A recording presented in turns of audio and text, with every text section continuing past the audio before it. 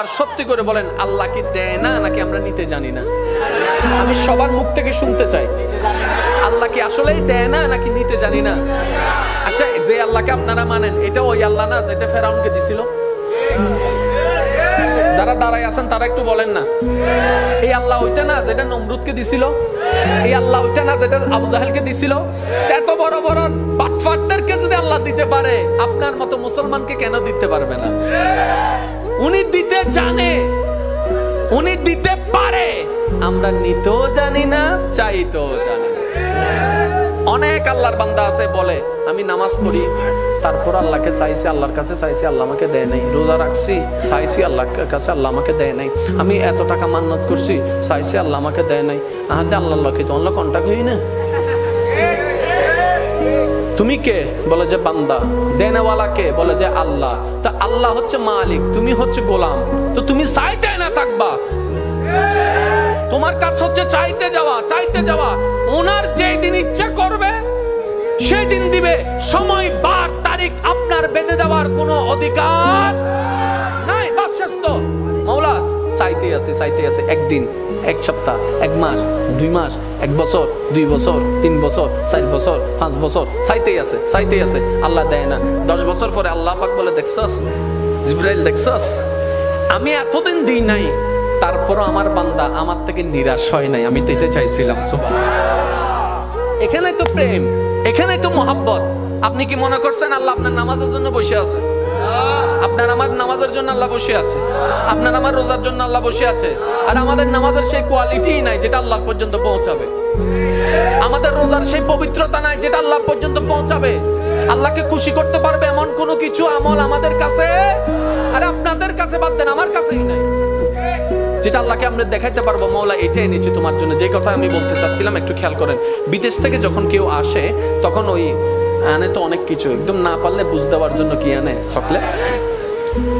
এটা হচ্ছে বিদেশ। হাসর হচ্ছে আমাদের আসল দেশ। যেদিন আমরা আল্লাহর কাছে ফিরে যাব, সেই দিন যদি আল্লাহ জিজ্ঞেস করে, বান্দা তোকে আমি 50-1 বছর একটা ভিসা দিছিলাম, বান্দা বলবে আল্লাহ দিছিলাম। তোর খাবার দরকার আমি দিছি নাই, দিই নাই, আল্লাহ দিছো। তোর সৌন্দর্য দরকার, দিই নাই, দিছো। আল্লাহ বান্দা তোর সম্মান দরকার, আমি দিই নাই, আল্লাহ দিছো। তোর স্ত্রী, পুত্র, স্বামী দরকার, আমি দিই নাই, আল্লাহ দিছো। তোর যা দরকার সব আমি দিছি, তো আল্লাহ দিছো। এবার আল্লাহ যদি জিজ্ঞেস করে, ওই দুনিয়ার থেকে আসার সময় আমি আল্লাহর জন্য কি আনছো? একটা জিনিস তো আমার জন্য আনছস নিশ্চয়, একটা জিনিস আমাকে দে। সেদিন আল্লাহকে কোন জিনিসটা দিবেন? নিজেকে প্রশ্ন করেন, উত্তর দেওয়ার দরকার নাই, নিজেকে প্রশ্ন করে দেখেন। দেখেন আপনার ব্রেনে বলছে কিচ্ছু নাই। সবাইকে প্রশ্ন করেন, কিচ্ছু? জোরে বলেন না, কিচ্ছু।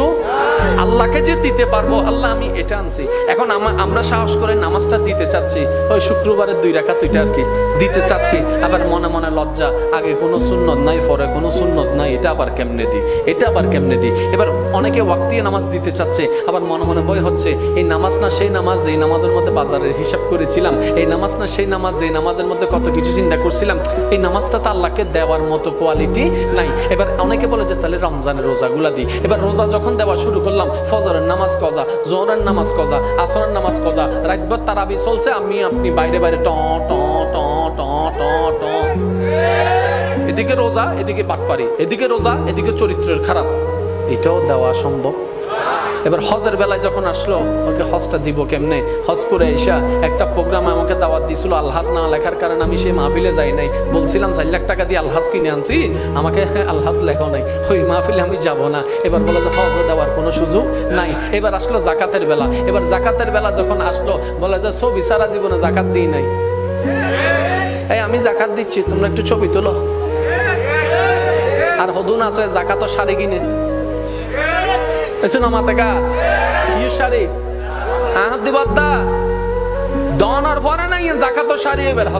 কিনিবের সময় জাকাত শাড়ি কিনি ফেলিও, কিনিবের সময় হর কিনিবে দে দনার ভরও বুদিন জাকাত শাড়ি যায় ভাই, বুঝতে হবে দিন জাকাত শাড়ি।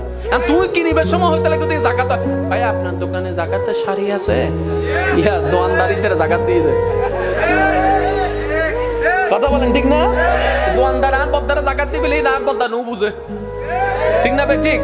কিনবেন কাপড়, স্ট্যান্ডার্ড লেভেলের কাপড়, কারণ বছরে দিচ্ছেন কয়বার? তো এই একবার যদি কেন ফাটা যায় না, কেন আরাম চাই দাও না, কেন গুতো যায় দাও না, ও মা, ঠিক না ভাই? ঠিক। সেজন্য এই যাকাত তো আল্লাহকে দেওয়ার মতো কিছু আমাদের। আর মা বাবার সেবা, সেটা আর কি দিব? একদিনের ওষুধ খাওয়াইলে 10 দিনের খোঁটা দিয়েছি। High high high. একদিনের ওষুধের টাকা দিলে 10 দিনের খোঁটা দিয়েছি, অন্যদিন ওষুধের জন্য টাকা চাইলে 3 বার ধমক লাগাই দিয়েছি। যখনই মা বাবার দিকে তাকিয়েছি, একটা রাগ, একটা ক্ষোভ নিয়ে তাকিয়েছি। যখনই কথা বলেছি, উচ্চস্বরে কথা বলেছি, মা বাবার সেবার সেই সময়টুকু দেওয়ার যোগ্যতা। যদি বলেন স্ত্রীকে মহাব্বত করেছেন, সেটাও দিতে পারবেন না। যদি বলেন আমি স্বামীকে শ্রদ্ধা করেছি, সেটাও দিতে পারবেন না। আমাদের জীবনে আল্লাহকে দেওয়ার মতো, আল্লাহকে খুশি করার মতো একটা আমলও, জোরে বলতে হবে, একটা আমলও। আল্লাহ যদি জিজ্ঞেস করে আমার জন্য কি এনেছিস, আল্লাহ আপনাকে পাকড়াও করবে। একটু খেয়াল করবেন, আল্লাহ আপনাকে পাকড়াও করবে, কারণ আপনি আসামি, ধরবে। আপনি সাজাপ্রাপ্ত আসামি, আপনাকে তো ধরবেই। আল্লাহ আপনাকে ধরবে। এবার বান্দা মনে মনে চিন্তা করবে, কেমনে বাসি, কেমনে বাসি, কেমনে বাসি, কেমনে বাসি, কেমনে বাসি। কারণ যেই পড়ালেখা না করুক, সে যখন স্কুলে যায়, স্কুলে যখন স্যারে পড়া জিজ্ঞেস করে সবার থেকে, তখন সে মনে মনে চিন্তা করে, আল্লাহ বাঁচাই দাও, আল্লাহ বাঁচাই দাও, আল্লাহ বাঁচাই দাও, আল্লাহ বাঁচাই দাও। ঘন্টাটা যেন পড়ে যায়, স্যারটা যেন তাড়াতাড়ি চলে যায়। আচ্ছা, ওই লাইনে যাক, এই লাইন থেকে যেন শুরু না হয়। কারণ স্যার ইবে দরিলে শোনো মাতে গা, স্যার ইবে দরিলে সহজে না, স্যার ইবে শুধু উদাহরণ দিয়ে দেয়। ইলে কিছু স্কুল স্যার আসিল না ভাই, জীবনে দেলে ছাত্র কল হিন্দি ঢুকতো, স্যার হিন্দি ঢুকতো নি, দরজা এনে দিয়ে ছাত্র কল, ঠিক না? এবার বান্দার মনে একদিন না একদিন এই পরিস্থিতিতে হবে। আপনার আমার মনের মধ্যে চিন্তা, বাঁচাই যেতাম, বাঁচাই যেতাম, বাঁচাই যেতাম, বাঁচাই যেতাম। আল্লাহ পাক বলে, আমি তোরে বাঁচাই দিতে চাই, বাঁচাই দিতে চাই, বাঁচাই দিতে চাই, বাঁচাই দিতে চাই। আমাদের চিন্তা আমরা যেন বেঁচে যাই। আল্লাহ পাকে চাই কি? আল্লাহ পাকে চাচ্ছে আমি তোরে বাঁচাই দিতে চাই, বাঁচাই দিতে চাই, বাঁচাই দিতে চাই। এখন আমি তো হাকামুল হাকিমিন, আমি তো ন্যায় বিচারক। আমি তো বিচার যেটা সেটাই না করব, যেটা ন্যায় সেটাই করব, যেটাই আইন সেটাই করব। কারণ আইন বানানে ওয়ালা তো আমি আল্লাহ, নিয়ম বানানে ওয়ালা তো আমি আল্লাহ। এবার আল্লাহকে বান্দাকে, যে বান্দা জিজ্ঞেস করে, আল্লাহ তুমি যদি ন্যায় বিচারক হয়ে বিচার শুরু করো, একজনও পার পাবে না, একজনও পার পাবে না, একজনও পার পাবে না। একটু জোরে বলেন না সুবহানাল্লাহ। একজনও পার পাবে না, কারণ তুমি তো কখনো ঘুষ খাও না, তুমি তো কখনো অন্যায় করো না। যে যদ্দূর পাবে তাকে উত্তর দিবা, যে যদ্দূর যার থেকে পাবা তুমি তার থেকে সেটা নিয়ে নিবা, যাররা যাররা করবা। এখানে তো পার পাওয়ার কোনো সুযোগ নাই। এবার আল্লাহ পাক রব্বুল আলামিন বলে, আমি তো রহমান, আমি চাই তোরা জান্নাতে যা, আমি চাই তোরা জান্নাতে যা, আমি চাই তোরা জান্নাতে যা। আমার বান্দা কষ্ট পাক, সেটা আমি আল্লাহ চাই না। আল্লাহ আমরা এত অন্যায় করেছি, এখনো এত ভালোবাসো, এখনো এত ভালোবাসো, এত জুলুম করেছি, এখনো এত ভালোবাসো। আল্লাহ পাক বলে, তোর মা তোকে জন্ম দিয়েছে 10 মাস পেটে রেখে, তোর মা যদি তোকে এত ভালোবাসে, 1000 গুনাহ যদি মাফ করে দিতে পারে, 1000 ভুল যদি মাফ করে দিতে পারে, আমি আল্লাহ তো তোদেরকে বানিয়েছি, আমি আল্লাহ তো তোদেরকে সৃষ্টি করেছি। আমার তোদের প্রতি কতটুকু মায়া তোরা জানিস? জমিন বলেছিল চিৎকার করে করে, আল্লাহ তোমার জমিনে দাঁড়াইয়া তোমার বান্দারা তোমার হুকুম অমান্য করে। জমিন বলে, আল্লাহ তুমি হুকুম দাও, আমরা 2 ভাগ হয়ে মাটির মধ্যে মানুষগুলোকে ঢুকাই ফেলি। আল্লাহ পাক বলে, আমি সেই দিন জমিনকে বলেছিলাম, জমিন যদি তোদের বান্দা হয় তোরা ধ্বংস কর, আর যদি আমার বান্দা হয় খবরদার কথা বলবি না। আমার বান্দা গুনাহ করলো, সেটা আমি এবং আমার বান্দার ব্যাপার। আল্লাহু আকবার, আল্লাহু আকবার। এবার আল্লাহ পাক রব্বুল আলামিনের সামনে আপনি আমি মনে মনে চিন্তা, ইস বাঁচার জন্য যদি কোনো রাস্তা হয়ে যায়, ইস কোন একটা অলৌকিক ঘটনা যদি ঘটে যায়, ইস কোন একটা যদি চমৎকার কিছু হয়ে যায়, আমার গুনাহগুলো যদি কোনো রকম বেনিশ হয়ে যায়, আমি যদি জান্নাতের পথে চলে যাই। কারণ জাহান্নামের আগুন দেখছি ধাউ ধাউ করে জ্বলছে, যেটা সহ্য করার ক্ষমতা আমাদের মধ্যে নাই। সাপ বিচ্ছুর দংশন সহ্য করার মতো ক্ষমতা আমাদের নাই। এবার বান্দার মনের আকুতি, বান্দার মনের ফরিয়াদ, আল্লাহ একটু দয়া করো, আল্লাহ একটু দয়া করো, আল্লাহ একটু দয়া করো, আল্লাহ একটু দয়া করো। রব্বে কারীম বলবে, আনা কামুল হাকিমিন, আমি তো বিচারক, আমি ন্যায় বিচারটাই করব। কিন্তু বান্দার ফরিয়াদ আল্লাহ মিটাই দিতে দিবে না, বান্দার ফরিয়াদ আল্লাহ নষ্ট হতে দিবে না। এবার আল্লাহ পাক রব্বুল আলামিন বিচার করবে, বিচার করে জাহান্নামে পাঠাই দিবে। বান্দার মন খারাপ হয়ে যাবে, এদিকে বান্দাকে জাহান্নামে ফেলতে দেরি। আল্লাহ পাক আমার নবীকে বলবে, ওয়ালা সাউফা ইউতিকা রাব্বুকা ফাতারদা, আপনি নবীকে আমি অর্ডার দিয়েছি, ইন্না আতাইনা কাল কাউসারের মালিক বানিয়ে দিয়েছি, ওয়া মা আরসালনাকা ইল্লা রাহমাতাল লিল আলামিন তাজ পরিধান করে দিয়েছি।